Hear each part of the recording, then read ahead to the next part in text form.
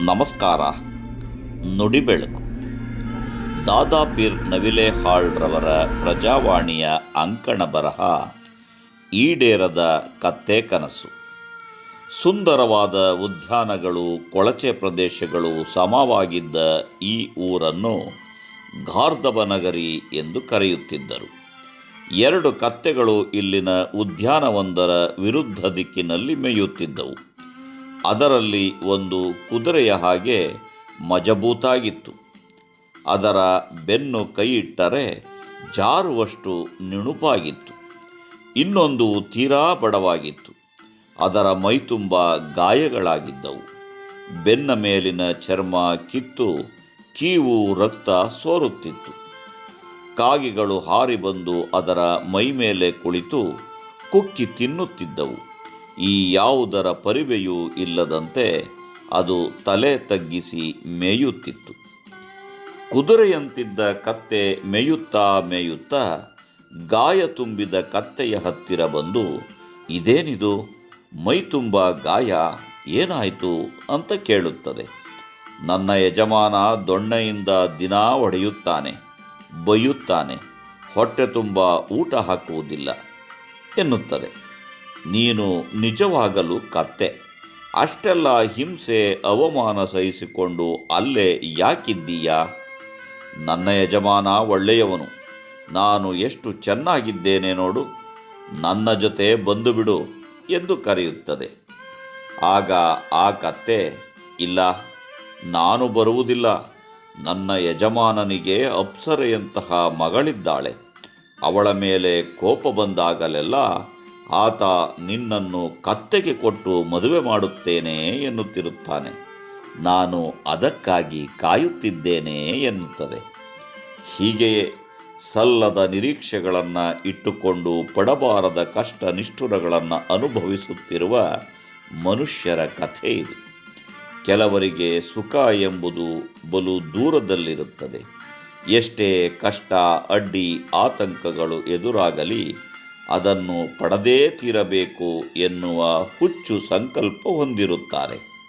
ಸುಖ ಎನ್ನುವುದು ತನ್ನ ಕಾಲಬುಡದಲ್ಲಿ ಬಿದ್ದಿದ್ದರೂ ಕಾಣಲಾಗದ ಕುರುಡು ಇವರಿಗೆ. ಇಂಥವರನ್ನು ಕಂಡೇ ಕೊಟ್ಟ ಕುದುರೆಯ ನೇರಲರಿಯದೆ ಮತ್ತೊಂದ ಬಯಸುವವನು ವೀರನೂ ಅಲ್ಲ, ಧೀರನೂ ಅಲ್ಲ ಎಂದಿರಬೇಕು. ಹೇಗೆ, ಎಲ್ಲಿ ಹುಟ್ಟಬೇಕು ಮತ್ತು ಸಾಯಬೇಕು ಎಂಬುದು ಯಾರ ಆಯ್ಕೆಯೂ ಅಲ್ಲ. ಆದರೆ ಯಾರೊಂದಿಗೆ, ಹೇಗೆ, ಎಲ್ಲಿ ಬದುಕಬೇಕು ಎನ್ನುವುದು ಖಂಡಿತ ನಮ್ಮ ಆಯ್ಕೆಗೆ ಬಿಟ್ಟಿದ್ದು. ದುಡಿದು ತಿನ್ನುವ ಶಕ್ತಿ, ಆಸಕ್ತಿ ಹೊಂದಿದ ಎಲ್ಲರಿಗೂ ಇಲ್ಲಿ ಕೆಲಸವೂ ಇದೆ, ಅನ್ನವೂ ಇದೆ. ಇರುವ ಪರಿಮಿತಿಗಳಲ್ಲಿ ನೆಮ್ಮದಿಯ ಬದುಕನ್ನು ರೂಪಿಸಿಕೊಳ್ಳುವುದು ಎಲ್ಲರಿಗೂ ಸಾಧ್ಯವಿದೆ.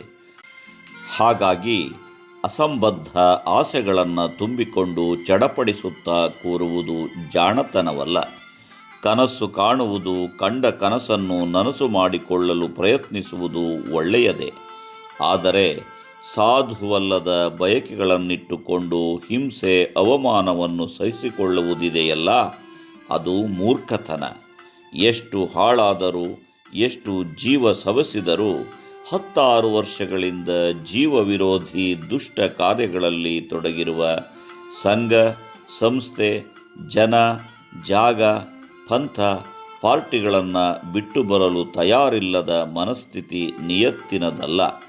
ಅದು ಬೌದ್ಧಿಕ ದಾರಿದ್ರ್ಯದ ಪರಮಾವಧಿ.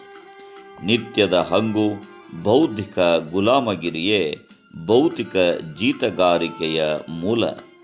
ನೋವು, ಅವಮಾನ ರೂಢಿಯಲ್ಲಿರುವ ಜೀತಗಾರಿಕೆ ತೊರೆದು ಬದುಕಿದರೆ ಅದು ಸ್ವಾತಂತ್ರ್ಯದ ಮೊದಲ ಹೆಜ್ಜೆ.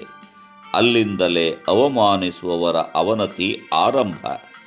ಕಿರುಕಳದ ಜಾಗದಿಂದ ಹೊರಬರುವುದೇ ಅವರಿಗೆ ಕೊಡುವ ಶಿಕ್ಷೆ. ಹಂಗಿನರಮನೆಗಿಂತ ವಿಂಗಡದ ಗುಡಿಲೇಸು, ಭಂಗಪಟ್ಟುಂಬ ಬಿಸಿ ಅನ್ನಕ್ಕಿಂತ ತಂಗುಳುವೆ ಲೇಸು ಎನ್ನುವುದು ಮಾನವ ಘನತೆಗೆ ಕೊಟ್ಟ ವ್ಯಾಖ್ಯಾನ. ಬಾಳೆಗೆ ಒಂದೇ ಗೊನೆ, ಮನುಷ್ಯನಿಗೆ ಒಂದೇ ಬಾಳುವೆ. ಸುಖ ದುಃಖಗಳ ಬಂದಂತೆ ಬದುಕುವುದೇ ಬಾಳುವೆಗೆ ಸೊಗಸು. ನಮಸ್ಕಾರ. ಧನ್ಯವಾದಗಳು.